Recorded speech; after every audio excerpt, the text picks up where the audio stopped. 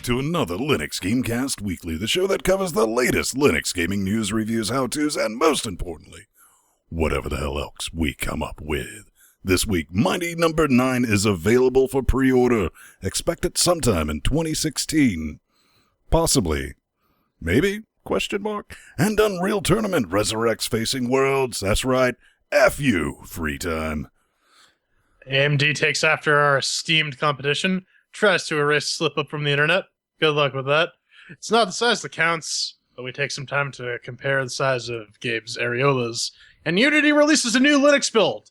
But for how long? Sama lets you preload.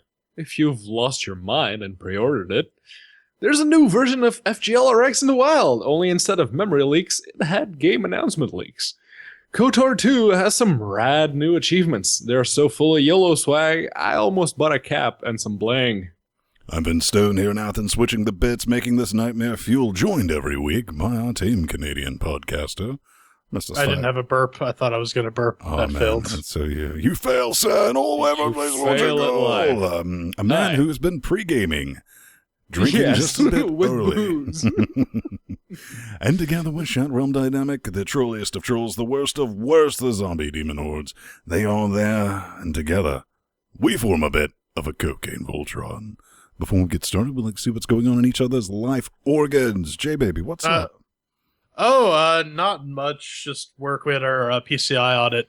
So lots of staying late and making sure that I can show up to work and get paid again next week. Mm-hmm. But I hear you had some celebrity running. A little bit. You might know him as Captain Slow, James May, or the Shaggy guy from Top Gear. Anyway, he posted a picture on the Twitter nets, and it's like, oh, look, maybe they're working on the new show. That's great. It's brilliant. Hope you guys don't overproduce it like you did after Series 10, and it just got a bit stupid. And he wrote me back. I mean, I squeed so much, you probably had to mop some of that off the floor, to be honest with you. I heard it from Canada. I know. It was brilliant. I also burnt the ever living out of myself, because it turns out the top of the heating element's a bit warm. Yeah, I learned that one. Hot stove is hot. You'd expect that. What's up, E-Man? How drunk are you? Not a whole lot. It's been work, and I managed to get the native Linux version of Neverwinter Nights. You know, that game from 2002, 2003, running on Core 21. So, yeah. I know, man. I'm pretty happy with myself. Somebody would have thought you'd managed to do something important the way you were spamming that. Yeah. I know, right? It's almost as if it was actually a fairly decent port that still works and doesn't really take all that much effort. It kind of takes a lot of effort. Kind of does. Well, something that doesn't take a lot of effort, ladies and gentlemen, boys and girls, is the horse. The steamy, steamy horse. Yeah, you know, the horse's numbers are a bit inflated, but they're not truly representative of what it truly is. It's our Steam Linux Update! Oh man, check this out. Valve hits a landmark, 1,500 games available on Steam, and guess what? 6 of them are not complete rubbish. This comes from Ars Technica. You can always find this business in our show notes. Really not a lot to say about this, but look down there at the bottom. You gotta love the fake terminal output, though. The wget. Chi Dean, editor of Linux gaming news site Root Gamer. I'm just picking on Chi. We love you. I just like that they quoted you in there. Oh man, terminal moon code. Ooh, that's a big thing. I got to say, I mean, if I had to talk to 1999 or 2000, then he was like seriously bowling with like 7 Loki titles. It's like, we're good, man.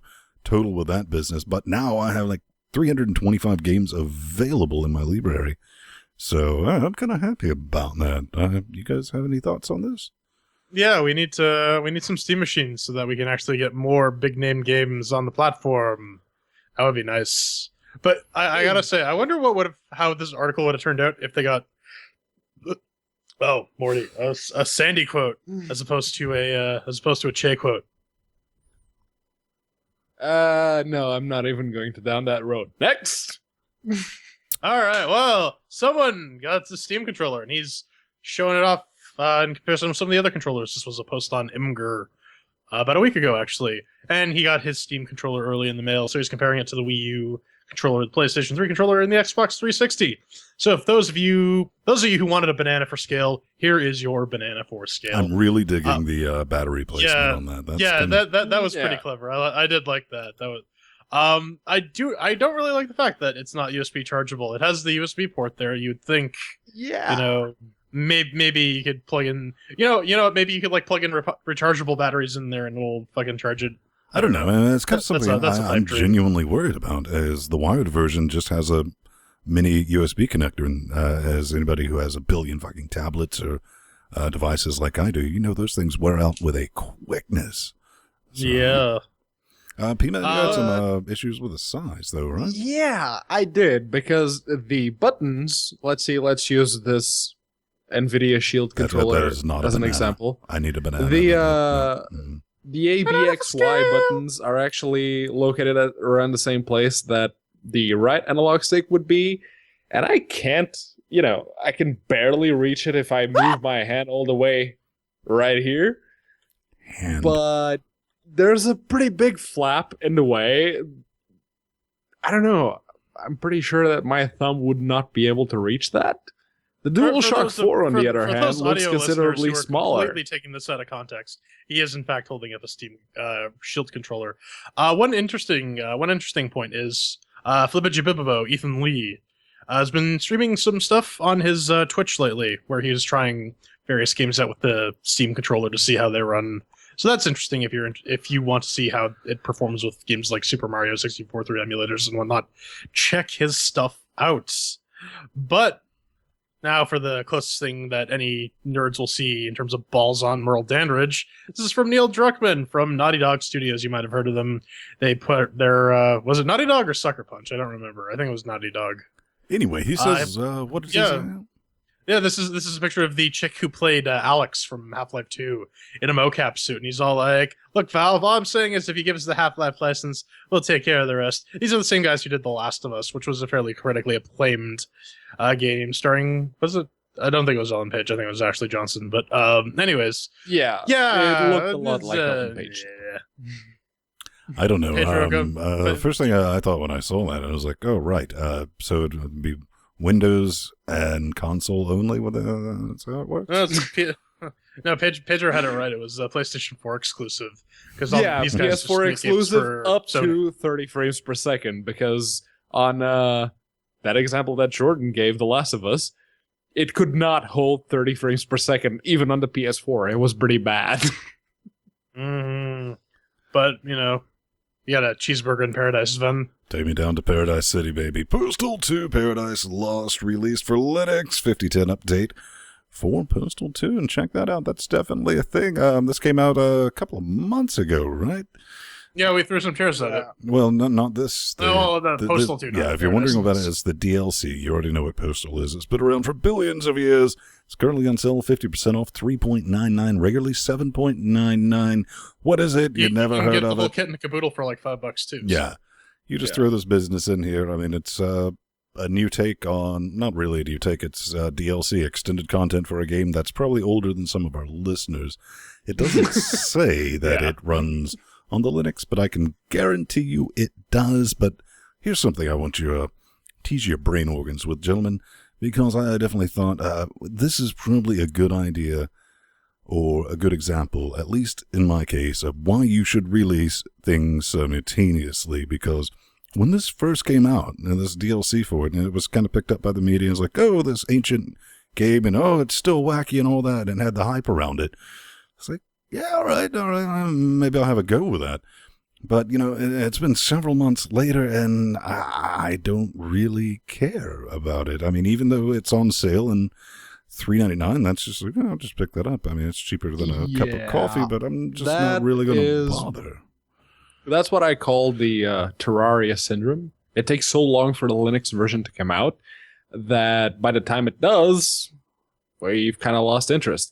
I can think of a few other examples that, I don't know, Banner Saga, Carmageddon Reincarnation, Divinity, Original Sin, the Vanishing of Ethan Carter. Two of those don't even count, because they're never going to come out with Linux version. Supposedly. Lariat is just going to keep dangling that carrot in front of us in order to collect our money and then say, oh yeah, we'll get onto it when we finish that new game of ours we're working on. But a couple things that came with this update. This actually includes a couple fixes for Postal as well. But they broke a bunch of mods. So if you like playing Postal 2 with mods, it's not you may want to hold off on this. And, Mac users still get the shaft. Their update for this DLC is coming in the coming months.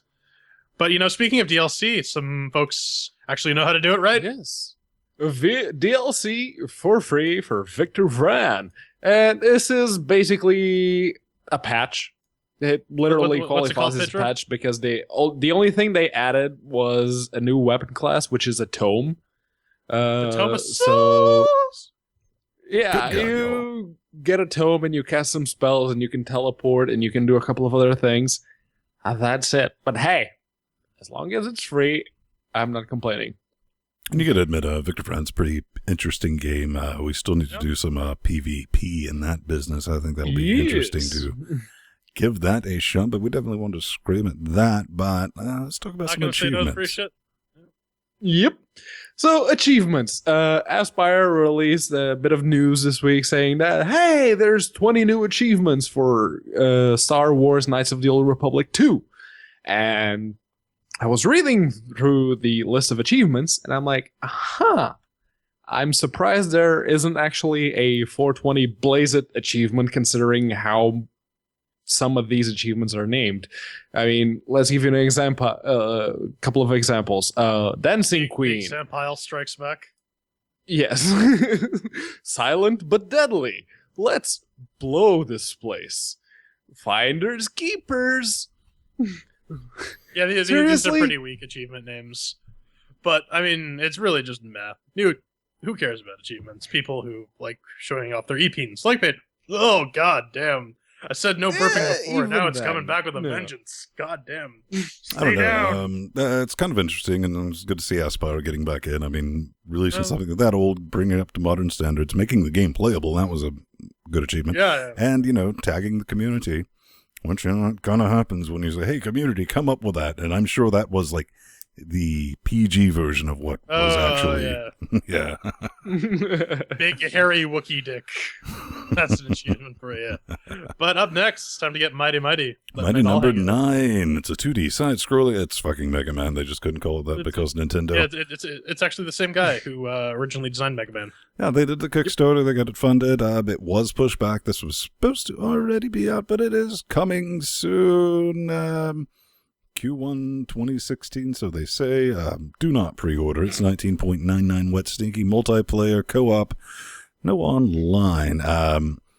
Apparently Elvis, almost Elvis, TBC instead of TCB is your recommended. That's what I'm saying. Don't fucking pre-order this. It's a fucking Unity game, and they don't even know what the requirements are for Linux at this point. Gentlemen, are you going to pick it up? Are you dying to play the Mega Man? I mean, the game's pedigree is neat, and it's nice to see that the Kickstarter is actually producing something 2 years later, but $21 for Mega Man, no. Then you were wrong. It was Capcom, not Nintendo. Well, all right, that's fine, because they did make Mega Man for the Genesis. So that's true. Nintendo was the publisher anyway, but I was never that big a fan of Mega Man, so probably not. Not for me, anyway. All right. Next. So, yes. Booga Booga. Speaking of pre-orders and games that might be coming out soon, this one is actually coming out on the 22nd. This is Soma. It comes from Frictional, as usual, the creators of Penumbra and Amnesia: The Dark Descent. And it is, as you've probably guessed it, a first-person survival horror game. Now, in the words of Yahtzee Croshaw, it's good to stick to what you know, and Frictional seem to be stuck nailed and riveted to what they know. And what they know is how to make people poop their pants. And if it turns out at least half as good as Dark Descent, but with the glaringly designed choices obfuscated in some way, or at least hidden, it's pretty good, and I'll probably play the shit out of it. You can pre-order, but you shouldn't. But if you pre-order now, you can download the encrypted files, and when the release date comes around, Steam will unencrypt everything and you'll be fine. Again, do not pre-order a damn thing. And more than likely what'll happen the day it launches, they'll find a critical bug and you'll just have to re-download the entire thing once more. I was, when they first announced this and they were showing, just like teaser bits of it, it's like, okay, these guys know how to hold down my note button when I'm playing a game for a period of time. But I want to quote Scott Wilson, somebody who follows me on the G+, and he nailed it. He was like, oh, it's that game again. So, yeah, I wonder if the monsters in this one will have glaring weaknesses to standard furniture, but yeah, I still say when it comes time to throw the chairs at it, we should get just right fucked up again. That was fun. Yeah, the monster they gave us early weaknesses access wasn't copies exactly to that too, Frictional's so fault. that was- It was actually the Chinese room. They're the ones who set up the pathfinding and, well, the shitty pathfinding, as it were. Well, we'll see. Perhaps I'll be proven right, perhaps not. But it's time to get on my spaceship. It's Pulsar, the Lost Colony. It is a game where you can cooperate and fly a spaceship around, exploring shit, and then, which kind of sounds like Quintet or that other game, Artemis, except you can actually now go on planets and be a red shirt and die horribly. It's a co-op game. It's currently in early access, and you can pick it up for $30. That's pretty steep for early access. Yeah. Yeah, $24.99. And I mean, like, it looks like a fucking Xbox, like, original Xbox game. So, I don't know. The reception seemed to be pretty positive. It has an interesting concept, all right, but $30 is just way too steep. And there's no guarantee that this will actually go anywhere. And there are already free-to-play versions of this exact game. Though, one thing it did remind me of a bit was 10 to the Sea and how that was you're supposed to be able to leave the ship and explore and cruise around the solar system and whatnot. So maybe it'll scratch that itch. Oh, I mean, I was kind of thinking maybe Mirror Universe, where you're promoted but through assassination or something like that. If it allows friendly fire and goatees, then we can have the NX Class 666 Voltron, out there cruising, and that it'll make for some fun, interesting player videos. P-Man, you got some thoughts on this bit? If it ever comes out of early access, it sounds like something that could be interesting to play. Yeah, definitely. But until then, Nope. Okay. And speaking of early leave access, us with the scraps, why don't you? Yeah, so this is Bill, or @Nityan on Twitter, and he says that most likely releasing the 28th or the 29th of this month for a Linux build of the Scraps beta that is currently in early access for Windows only. So that's good, I suppose. They had a Linux pre-alpha eons ago. This is that game that allows you to build your own car, put some weapons on it, and shoot other people, or at least that was a premise when they had their Kickstarter and everything else. Was this the one that looked exactly like Legos, or is this a different one? Yes, that was the one. Yeah, it's definitely a thing. I was kind of looking at it, and P-Man was telling me, he was like, go ahead. I was like, oh, right, we covered this billions of years, like in 2013. A long time ago. Yeah, seriously. And I was like, I remember when it hit Steam, and I was like, it's Windows only? That's some bullshit right there. And to be perfectly honest with you, currently right now in early access, this game is dead on arrival.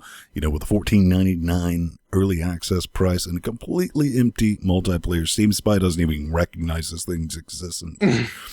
But what kind of like turned me a bit sideways is that they received $29,000 out of a $23,000 Kickstarter for scraps for Windows, Mac, and Linux. And then this dude pulls... There's one guy working on it, so credit where credit's due. He's pulling the early access double dip, and we're still waiting on that Linux client. Now, he is making good on his promise, but I was like, come on, man, really? Takes that long as a fucking Unity game. If he gets it ironed out, that's brilliant, but $14.99 is way too high for what this game is, which is supposed to be, I think, 20% off. So you're approaching... Or if you want destructible physics and games like that, $9.99 will get you a copy of Besiege. If you want your running around destruction fun game, that's going to be coming out later this year, and it's going to be called Rocket League for $19.99, which will be a complete version. So, I said, I'm glad you're making good on your word, but I genuinely don't think I could recommend anyone picking this up. Or for free if you get a Steam controller, actually. Yeah, right? Yeah. And there's currently, according to Steam charts, there's currently 13 people playing it with an average monthly of 17. So, no. Legos. Well, enough of that piece of shit. Let's move on to piece of shit companies. We'll talk about some AMD stuff coming up next in the news.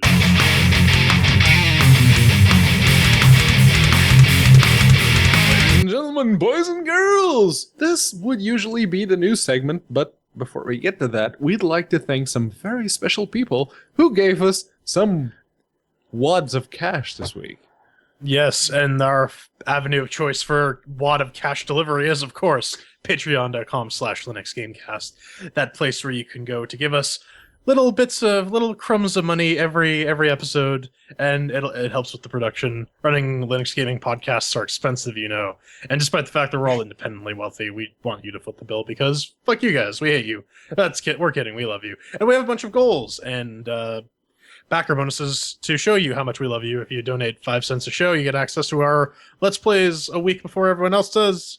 $1 a show gets you a forum title, and $2.50 a show gets you access to our show notes. They're wonderful. It's entertaining.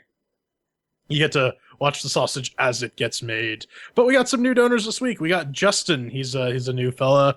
And we got 2 existing Patreons who decided to, give us some more money. Gaius Baltar. He's responsible for murdering humanity. But to make up for it, he's giving the chair some cash. And Benjamin, I don't have any... Maybe it's Benjamin Sisko. Who knows?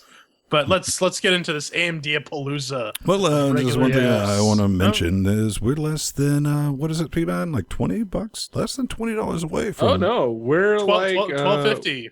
$12.50 away from Linux Gamecast Weekly Daily Wednesdays. I know, and that's going to be a midweek's recap of all the crazy Linux stuff. Me and P-Man are going to be doing that, bringing in some interviews with developers and all that, talking about some more generalized news, but we're looking forward to doing that.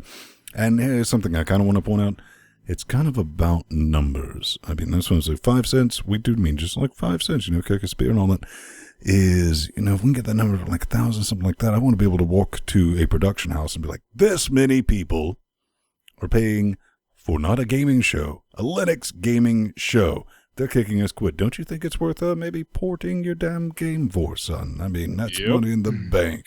But let's talk about some AMD. AMD's been in the news lately, and we'll start off this week, as usual in the news segment, with some drivers. It's FGLRX 15.9. They have a couple of issues that they fixed. They I always like that word on an AMD site. Yeah. One thing about that is that they're still supporting the 5K series cards. You'd figure that they'd have dropped that by now, but no, there it is. But they've also fixed some driver installation issues with Ubuntu 14.04.3, Middle-earth, Shadow of Mordor. They fixed some corruption that happened with the graphics. And they have removed, they say here, AMD Catalyst installer removing EGL links resulting in Xserver/Xorg load failure. NVIDIA managed to introduce full EGL support without breaking a damn thing. Yes, they're still there. Make sure you have your GitHub and go. Yes. AMD, on the other hand, has to backtrack on what it already had because it was fucking shit up. Good job. But speaking of backtracking, there's no forward tracking either. If you're on a 4.0 kernel, no luck for you. Though there is a lovely little GitHub page. I found this on our Linux or Linux gaming. It's a patch for the FGLRX drivers to make them compile and build on 4.0 kernels. Supposedly it works. For those of you who are brave or really just stupid enough to run FGLRX these days. But, there was a bit of some other news related to these drivers. Some fixes for a game that may or may not be out were announced and then very quickly pulled off once people started realizing what was going on. We're talking about Alien Isolation. There's an article. It was big enough news, and it was a slow enough news day that PC World had to pick it up and give off their 2 cents. Links to all this stuff in our show notes, of course.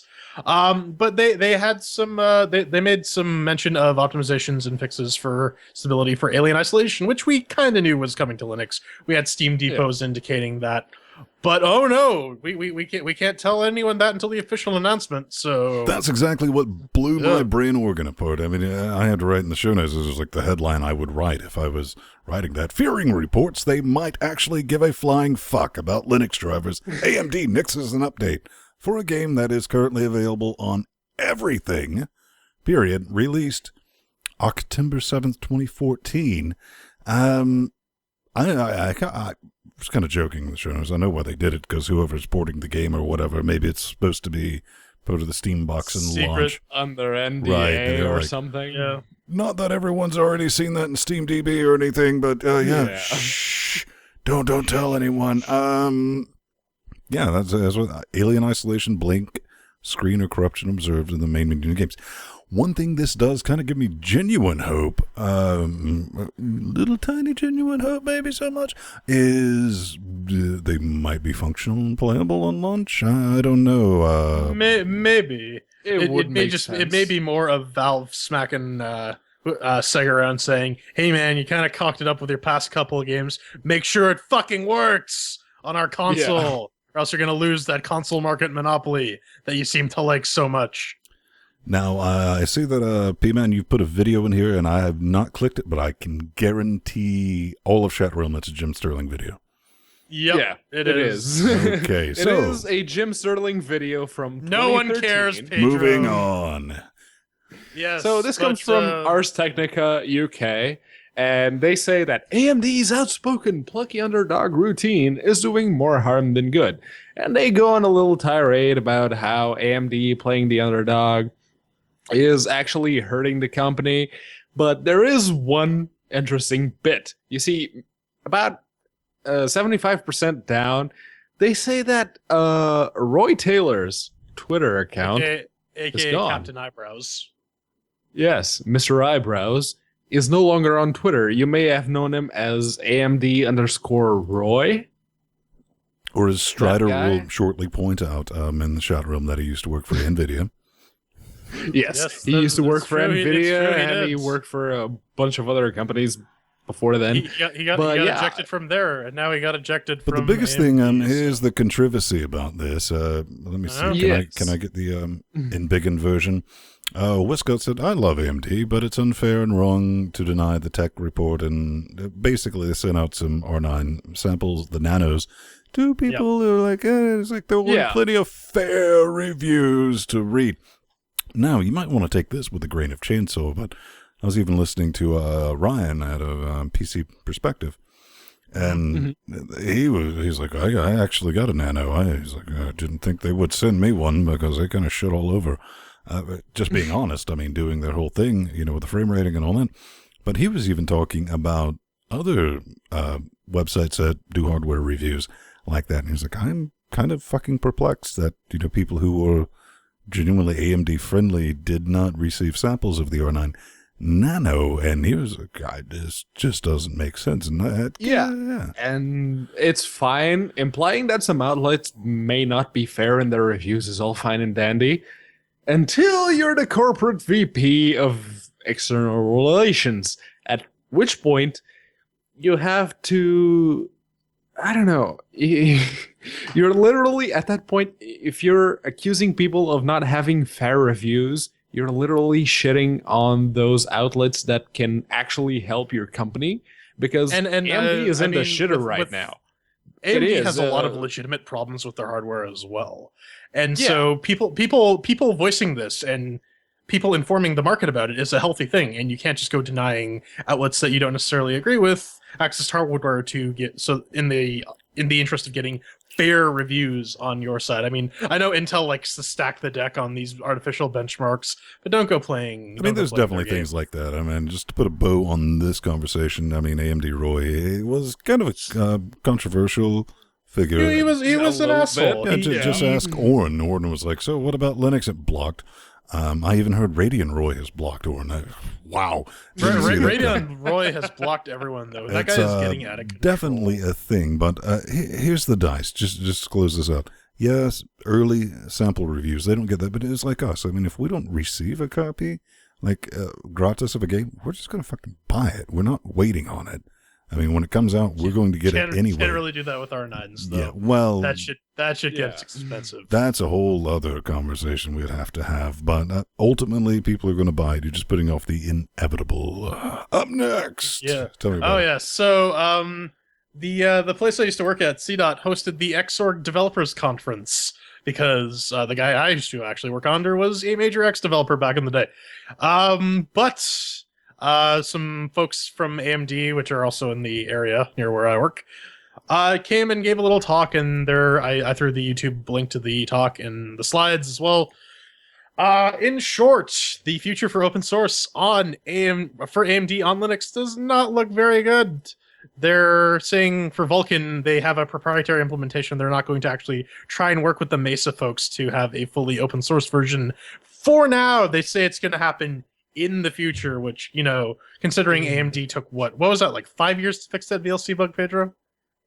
5 years is a very conservative estimate. Five years. Yeah, no, eventually they will actually release their implementation of Vulkan in the far-flung future, just as that asteroid is about to collide with Earth and wipe out all human life.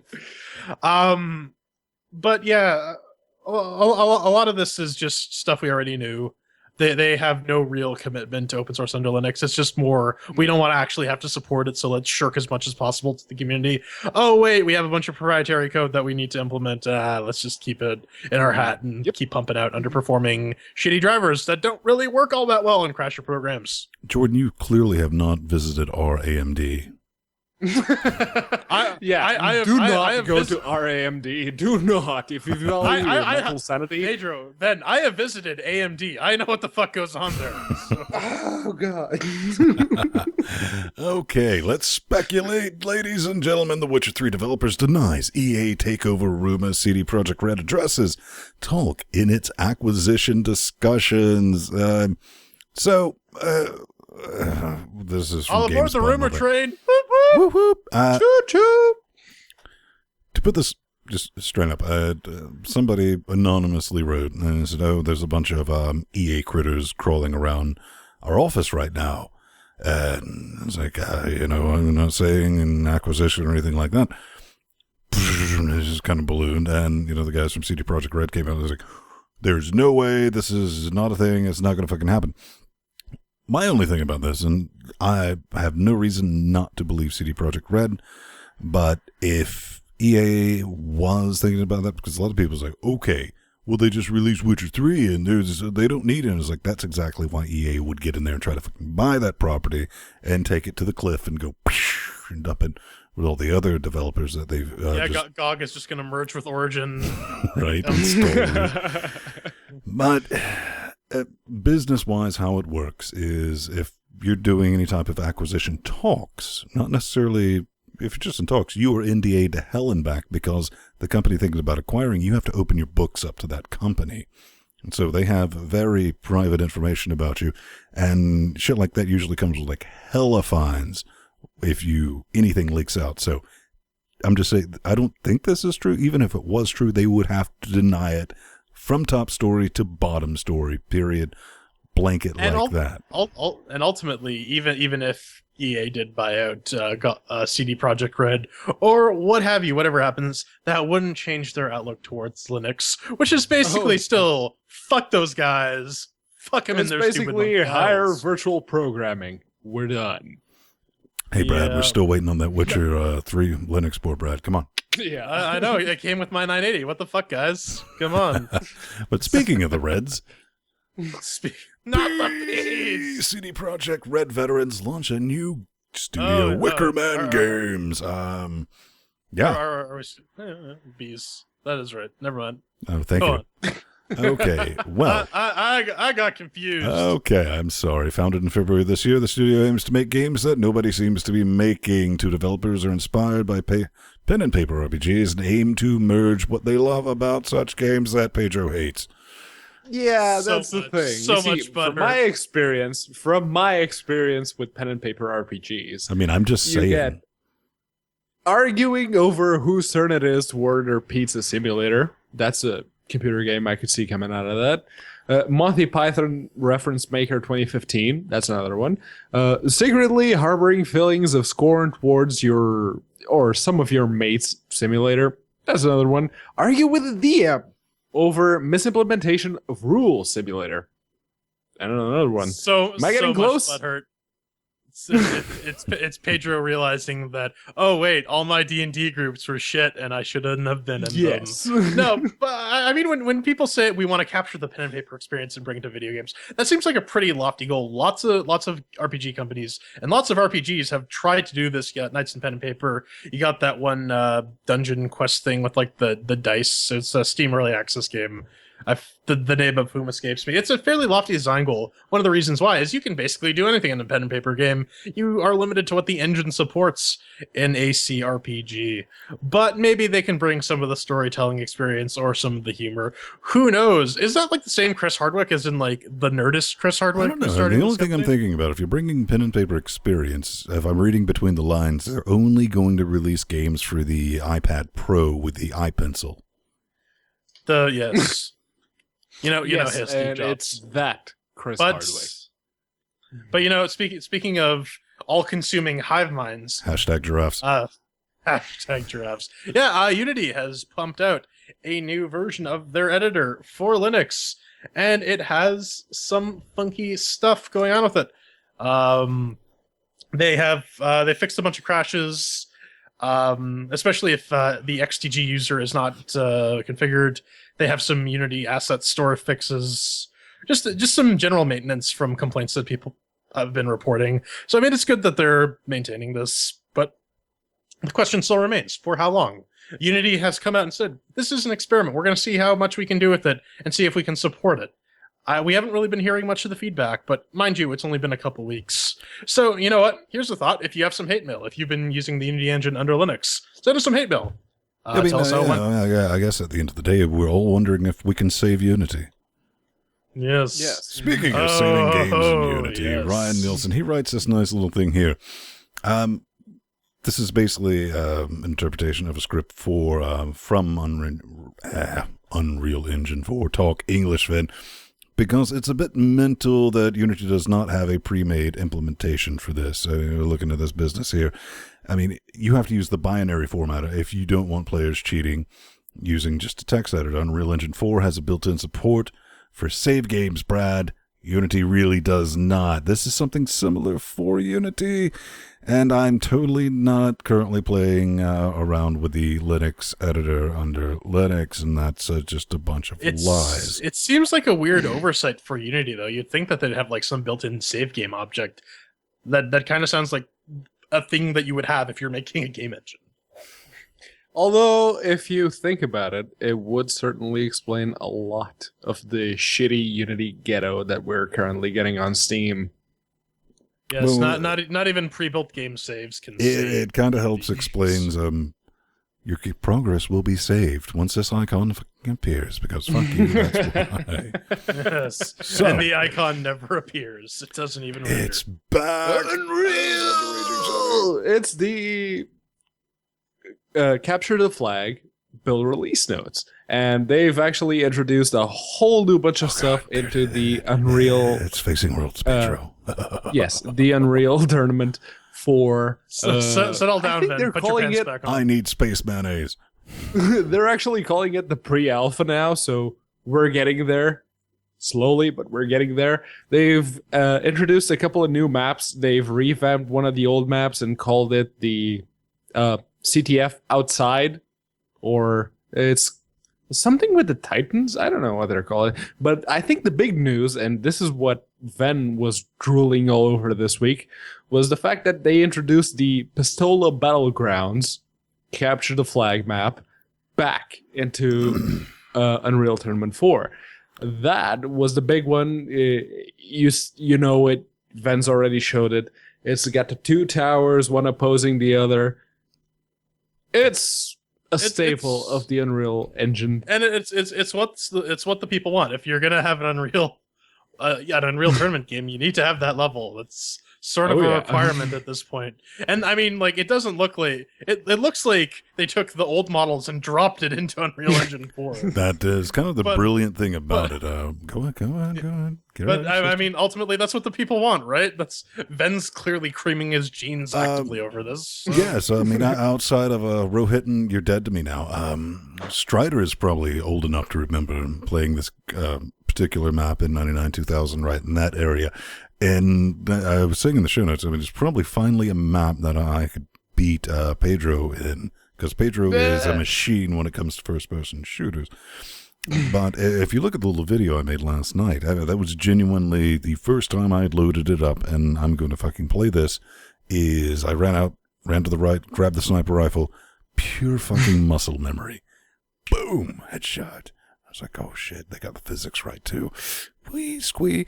And very happy with it, but I don't understand why we're talking about this crazy stuff. I mean, Epic would never release this on Linux, right? I mean, oh snap, son! They didn't actually. It's not like Linux. It's working. But you know, they did really a bunch of other stuff. They released the Infiltrator art assets, more stuff that. Yeah, basically more shit that you can use in your game. Yep. Again, as I said last week, Unity is, or not Unity, fuck Unity. Epic is committed to providing both of them. Like real, yeah. Fuck both you heard it here first, ladies and gentlemen. Jordan says, "Fuck Unity." Fuck Unity. Isn't that right? It's almost as if I've said that for a while now. But anyways, the Unreal Engine now has a lot more assets that you can use to make your high quality games, or your Unity, or not your Unity, Unreal Ghetto. I'm gonna have to get used to saying that. Unreal Ghetto games. But I mean, stop being so awesome, Epic. This isn't necessarily for games, We're supposed to J-Man. hate on everything. J-Man, this is not really for games. This is showing off the ability to make cinematics. Yes, this is true. And the important thing about this bit of nonsense is not necessarily the assets, is showing the code involved and how they put this together to make this beautiful thing that we're watching, which is a bunch of people going pew, pew, pew. That would all be well and good unless we're talking about the kind of developers that put, the developers that built the Unity Ghetto on Steam. This is just helping them build. Pedro, the Unity developers in the Ghetto, they're not smart enough to use Unreal Engine. But that's the thing. We haven't seen the Unreal Ghetto yet. But are you saying the Unreal Ghetto is going to be as bad as the Unity Ghetto? Probably not. It'll at least be pretty. At least it would look better. Well, what we're saying is it will at least have multi-threaded support under Linux, huh? Yes. At least that. And it won't have the configuration screen of fuck you. But up next, we rain down chairs on some satellites. See what I did there? Nah.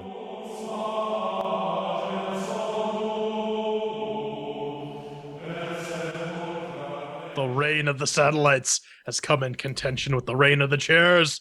There must be vengeance! This is Satellite Reign. It's by 5 Live Studio. It's developed on the Unity engine.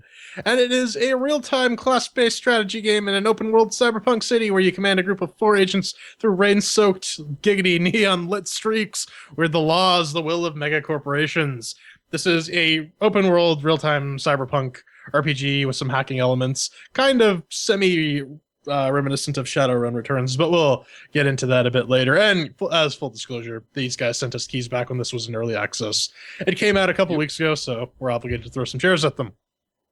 So they must face, of course, the chairquisition. 1 chair means that it's garbage. 2 chairs means that it's meh. 3 chairs means that it's pretty good. And 4 chairs means that it's a fucking amazing. And we also have our categories of doom, make what's working, shiny sounds, controls, and fun. Oh god, I was channeling Strider there for a minute, wasn't I? Let's get this let's get this underway. God damn it. Ben, did it make what's working? How did it work over here on the Ubuntu 1404 64-bit octo-core 980 powered 4K displayed box of the business? Well, for a Unity game, it actually did pretty all right. I'm going to be serious about that. The tutorial, if you can call it that, it's going to just lead into the actual game, is glitchy as fuck and all. I'm talking saying, do this action. I mean, it's telling you, do this right here on the screen, and you do that. It doesn't fucking work. Fortunately, that can be defeated with a little bit of common sense, and you can work your way around that. But later on, I was actually reading other reviews. It's like, this game is fucking horribly glitchy. And I was like, well, that explains that. But it still worked. But we're going to talk about some load times, because this is the only game I've seen in probably a decade that only uses one core. It's like, fuck the rest of them. Seriously, fuck the rest of them. It loads so fucking slow, and when it's done loading, you get a loading screen. You genuinely do. You're connecting. You wait for a loading screen, then you get a loading screen. You have to wait some more. And if you didn't manage to kill yourself, you would realize that at the end of the day, you're going to have to give it 3 chairs. Yeah, I'm not gonna fault them for long loading times. On SSDs. But oh my god, yeah, no. Seriously, it takes like 4 minutes to get the into the one game. thing that is the easiest thing in the world to multi-thread is loading, asset loading. Pretty much. No, it's like Ben said, you get through the loading screen, you get to the game. It's like select your user profile, basically select like what save you're gonna work with, and then loading again because fuck caching, but again, there's only so much that a single CPU can do in 2015. I'm not gonna knock at a chair for that, but I fully understand why you would. I'll give it 4 chairs, but my compatriots aren't gonna be that kind, are they, Pedro? Oh, no, they're not. You see, I have an AMD FX 8370E overclocked at 4.2 gigahertz, and the game is currently stored in a SSD YOLO RAID of 2 Samsung 850 EVOs, 250 gigabytes each. So it has literally no excuse to be taking this fucking long to load. So this is my train of thought when I first loaded the game, is like, why is this taking so long to load? I moved the cursor outside the window. I opened up HTOP. Oh, there you go. That's when you're like, is it doing anything? Yeah, it's taking 1 core out of 8 to 100%. The rest of them, fuck them. The moment it lands in game, I'm like, that's a big map, and I start scrolling and holy shit, that's a really big map, and there's multiple areas to this particular map. Okay, I guess that kind of explains that, but still, it took me almost 2 minutes to load into the game off of a YOLO RAID and a pretty decently overclocked processor. No, I'm sorry, you're getting 3 chairs. So that's 3 whole chairs mixed with the working. Up next is Shining Sounds, Ben. Okay, well, I'm not a sucker for the for the cyberpunks and all that. It's not necessarily my favorite genre of bits. But I gotta say this, Brad. I gotta say it looks better than Company of Brown Simulator 2. If you know what I'm saying.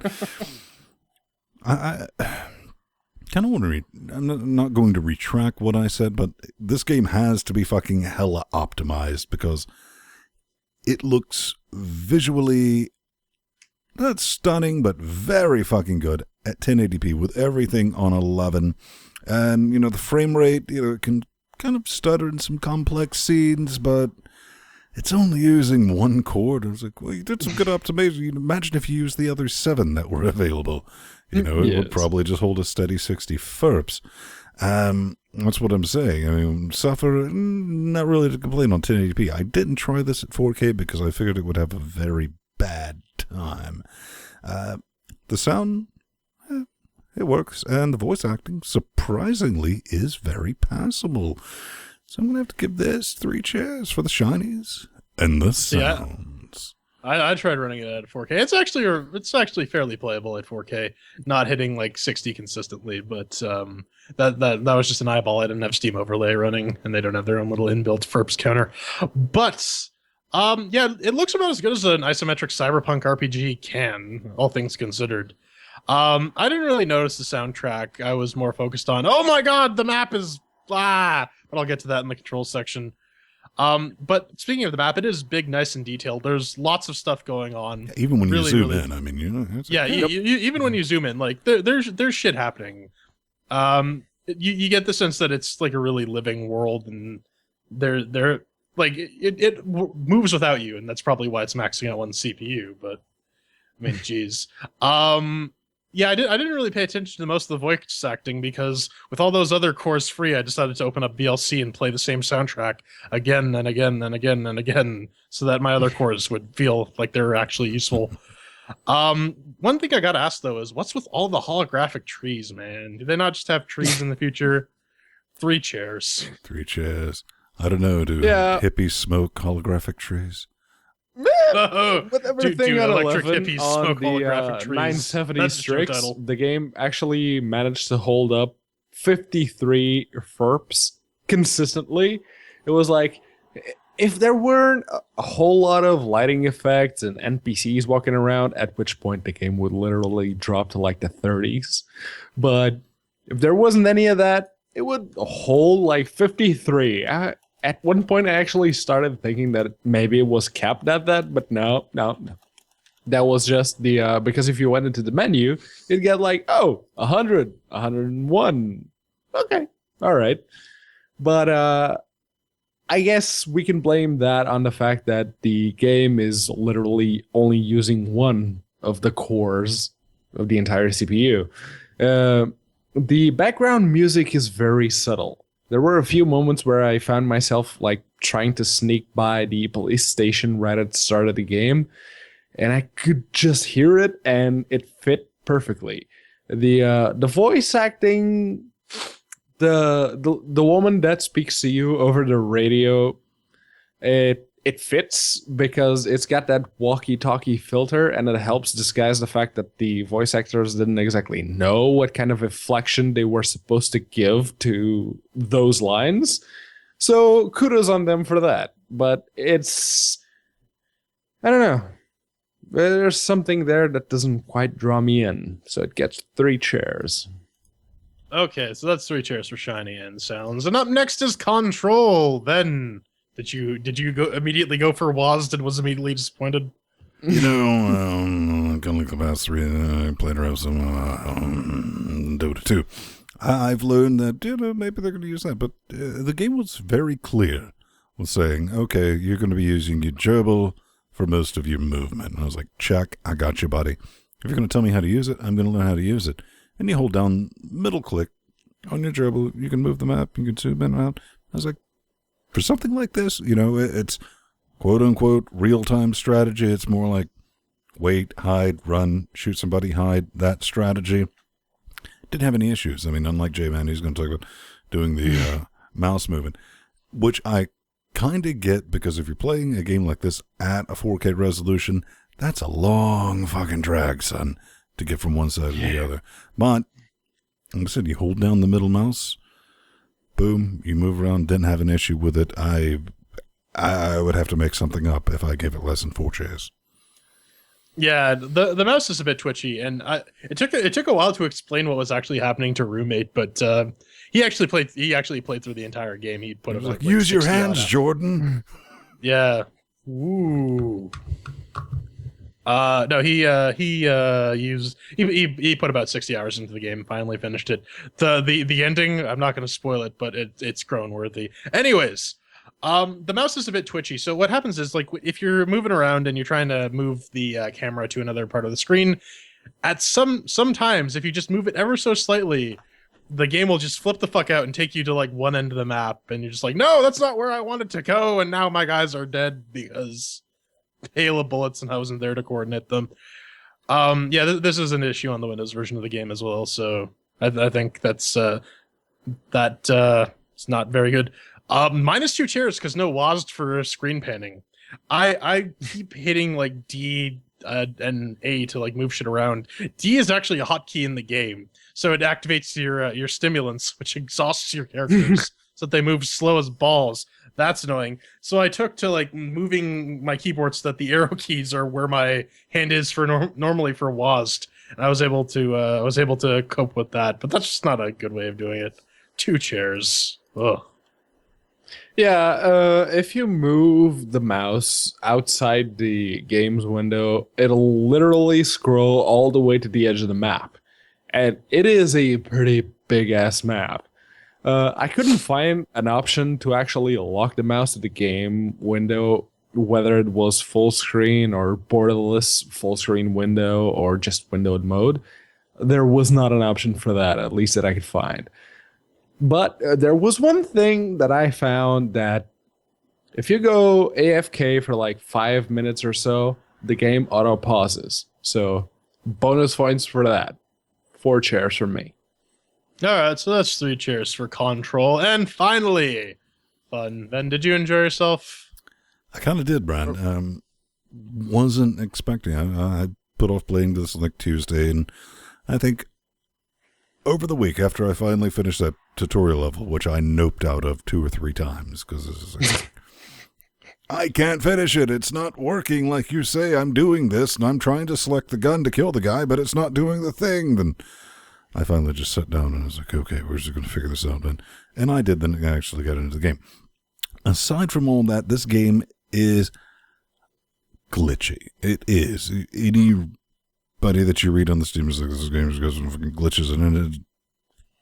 A lot of people seem to think that it came out in a very unfinished state, and they're still currently working on sorting all that out. But one thing they really genuinely need to work on is fixing the AI, because it is pants on heads retarded. It kind of sucks some of the fun and challenge about it, especially when you're walking around town, you got your guns out and all that. Oh, hide your guns, run over here, and everybody just forgets about it and kind of zaps some of that realism about being in your, post-industrial cyberpunk and all this business. But the story, it's unique. I like it, and J-Man spoiled it for me, but I was like, okay, all right. But the whole idea of being able to upload your body and all that and download your shit, and there's another company that has monopolized that, and you're using that, and you're trying to hack against it. It's like, this might eventually make a decent movie script, maybe in a few years from now, after a few rewrites. Directed by Uwe Boll. No. Directed by M. Night Shyamalan. Ding dong. Directed by Michael Bay. I can't really put my finger on it, but this really gave me a, Ghost in the Shell standalone complex feel about just the environment and all that. And if you're into that scene, that's probably a good thing. There's levels of complexity to it. I mean, you can kind of play it very simply, or you can really dive into it with hacking and all that business. So there's a little bit there for everyone, casual, or if you just want to go balls to the wall, as long as you don't run into one of those game-breaking bugs, which apparently is still a thing. I didn't run into them. I'm going to put some more time into this, but for the hour or so I was able to pump into it, I'm going to give it 3 chairs. It's all right. Kind of liked it. Very, very much a Ghost in the Shell vibe, especially when you start actually hacking people's cyber brains to steal their skills and whatnot. That was kind of one of the cooler things I liked about Standalone Complex with the Laughing Man arc, was this guy could hack people's brains in real time. You can sort of do that in this game, but this is really a game that tries to do something different. There aren't a lot of Syndicate gets brought up. I've never actually played it. This is the first type of this game I've played. So it tries to do something different. Does it succeed? Sort of. It has a lot of options. It gives you what you would expect you'd be able to do in one of these cyberpunk games. But the controls and the execution don't really do it any favors. They had a lot of good ideas, but it needs to go back in the kiln a bit to get a bit more cooked.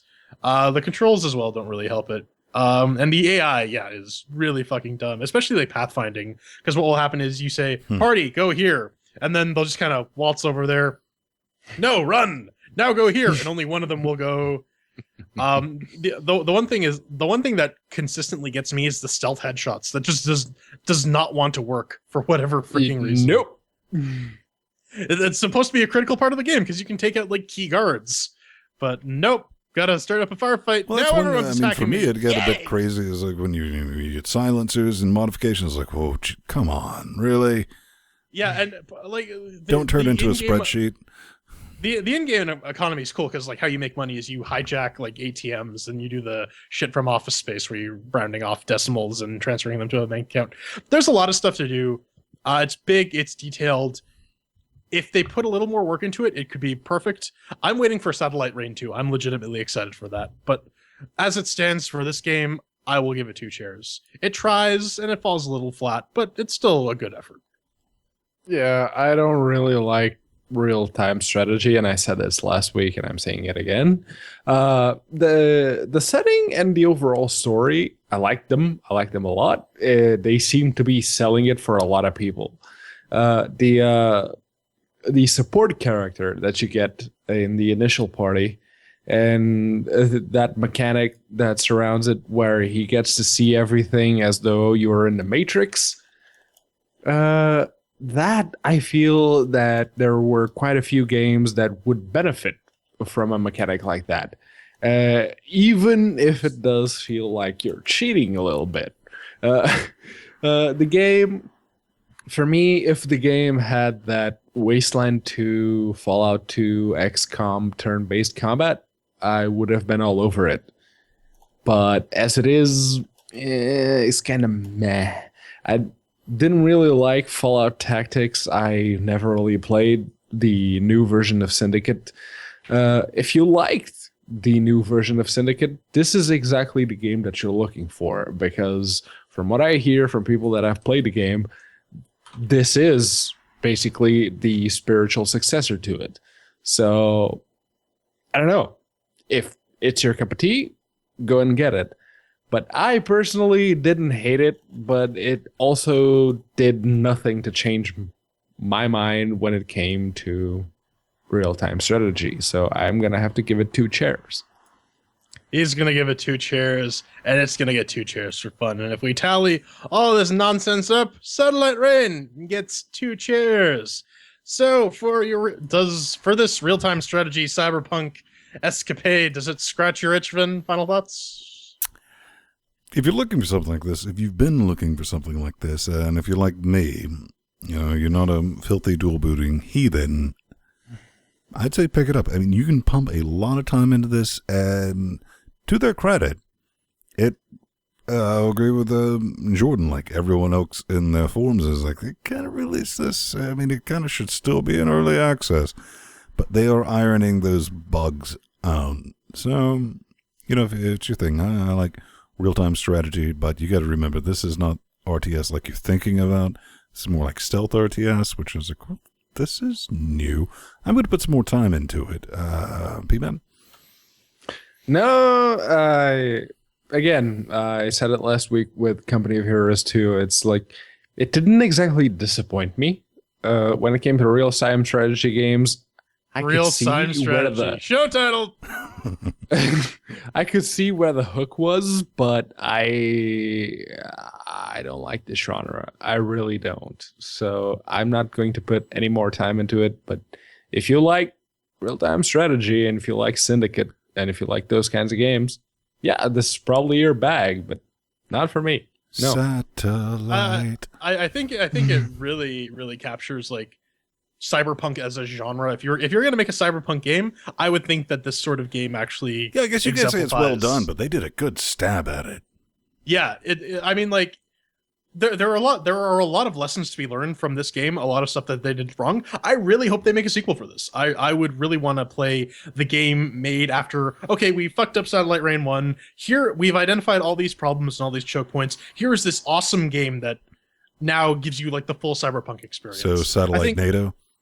Satellite NATO, Turbo Cox Satellite Nabo 9000. There you go. Put a bow on it. Yeah. Okay. So up next, we're doing some hate mail. Got some people who have a crush on Pedro, and some people who have a crush on Jesus. Ooh.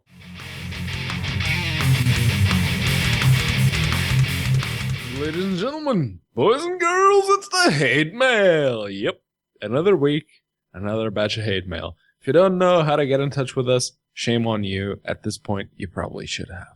LinuxGameCast, contact button, fill the form. That's it. Unless, of course, you're trying to promote your game, at which point, send us keys, send us a build, anything. Otherwise, we will just make fun of you. Alright, so this week we actually have some proper hate mail. Go figure. But this is not it. This, no. This is it. This Jesus is actually Christ. I'm just going to read this since you're so incoherent. Just Yes. right. This is about, we were talking about, what was it, Pillars of Eternity? Yeah, Yes. and that PC World article. about it. Didn't the game company send us keys for that? Yeah, No, yes, I they backed did. them on Kickstarter, and you bought 2 copies. All right, good. That makes me feel better. one. So, Kukas writes, Jesus Christ. Just write an article next time. So I have to bounce around a video. Let's do a bunch of white assholes cry till I get a point of mystery. I want to find out you cherry pick info. Here's the actual article, Obsidian crap. 14. And then he links to gaming on Linux, which is always good. Yes. I hate Obsidian as much as the next guy played Corridor 2, but for fuck's sake, ... If you're going to be condescending jerks on video, like we're doing right now, go the extra mile and get it right, because anything else makes you look stupid like you. I'm 14. Man, my brain's not fully developed, and I think if I say mean words on the internet, you'll feel them. We're adults, Brad, but go ahead, P-Man. Yeah, here's the thing. I specifically posted a link to the Pillars of Eternity forums in the show notes for that very episode, where everyone was sucking Obsidian's dick. And the guy who made those Don't be sexist. Let's just say sucking Obsidian's genitalia. Sucking Obsidian's genitals, as it were. And the guy who made those remarks on the PC Gamer article that we mentioned was backtracking on what he had said. If you didn't see that, that's your fault, Brad.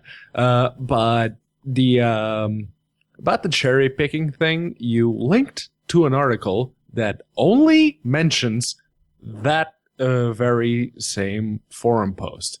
And this, I get the feeling that I keep asking this question, but why are you assuming that what we, LinuxGameCast, say should in any way reflect on you or anyone else in the Linux community?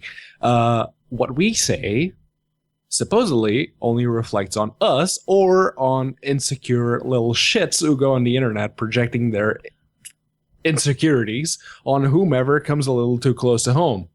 No, you don't have a fucking word in this.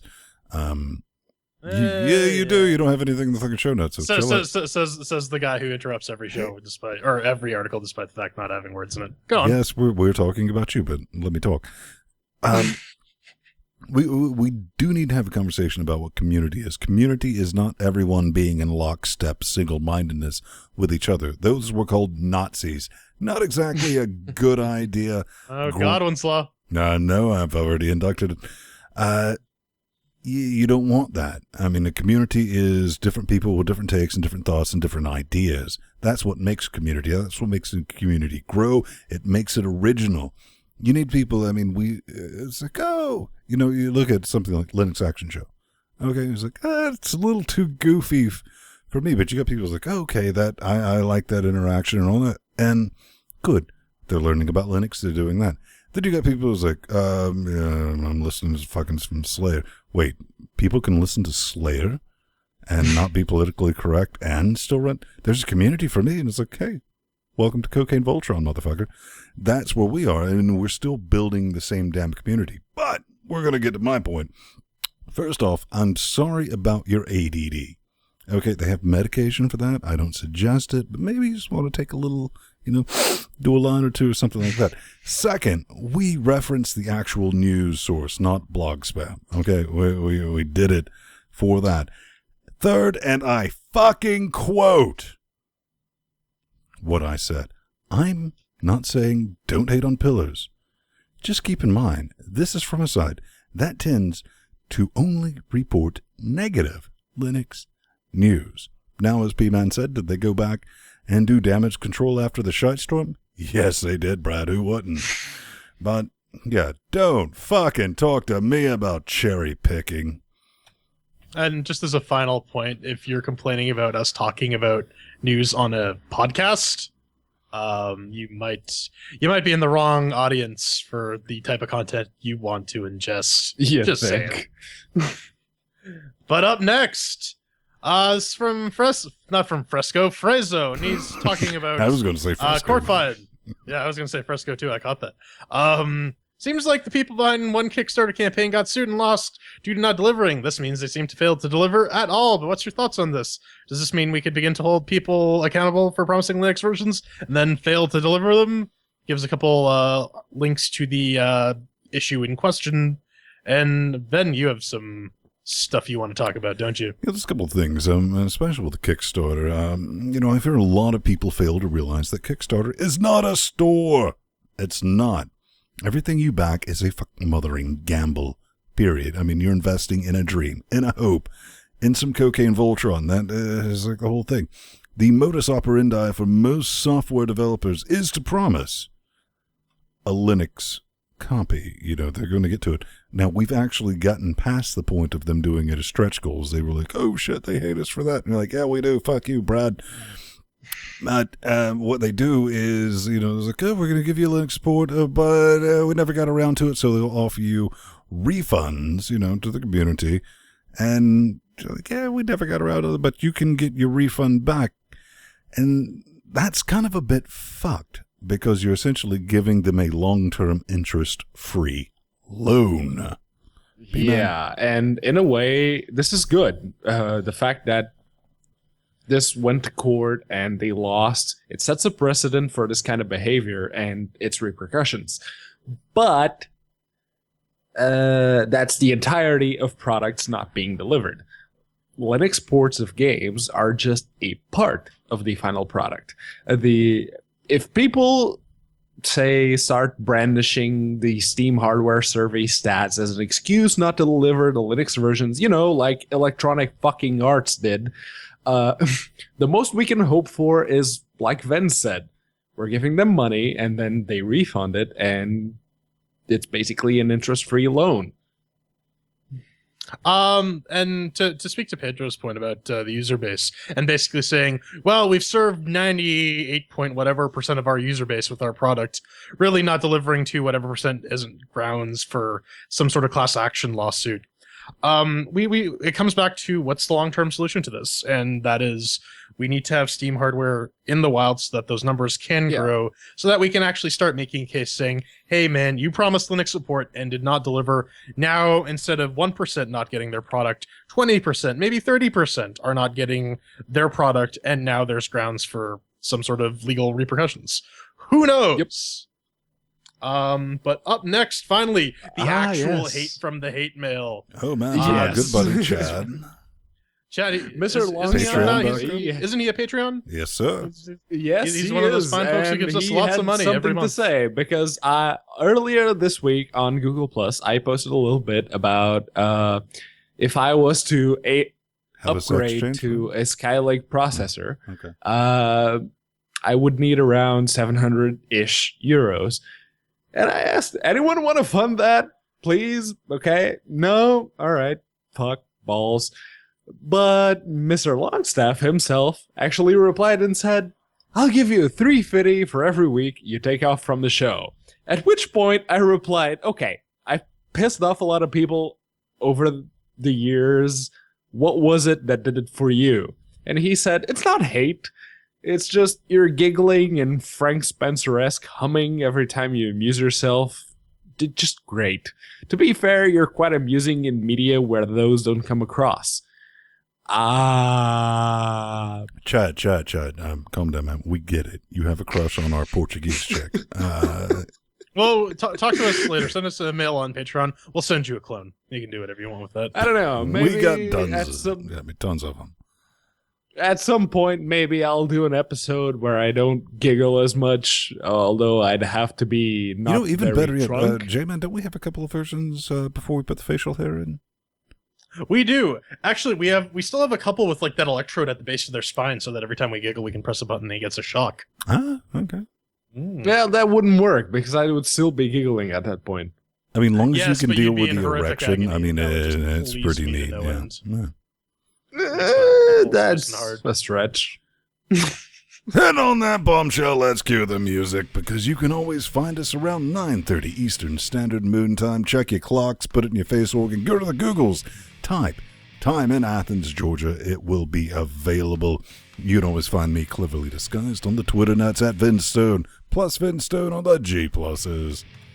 I'm Jordan Svung. You can find me pinching my nipples at Twitter at The Burning Fool, or doing other stuff on Google Plus at plus Jordan Svung.